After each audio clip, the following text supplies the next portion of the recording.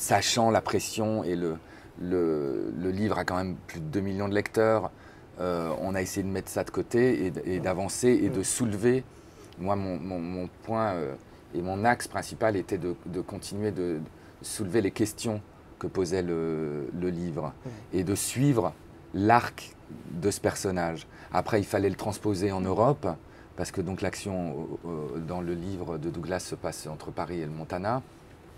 Et en fait, on a pris le choix de faire Paris et de partir vers l'Est, qui est un pays où on peut se perdre encore. Et on est parti dans le Monténégro, et je vous confirme qu'on peut se perdre dans le Monténégro.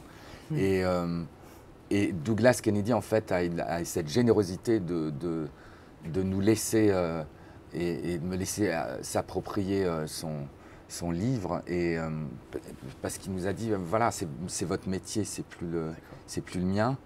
Et j'en ai d'ailleurs eu l'expérience avec ce scénario avorté. Et je lui ai donné 15 jours avant le tournage.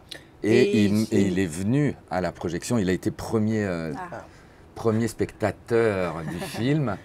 Et il s'est passé une chose assez rare, tu es trop modeste sans doute pour le raconter, mais en fait Kennedy, il a été très, je crois très profondément ému de l'adaptation, de voir à quel point et Lartigot et Duris ont fait sienne cette histoire-là.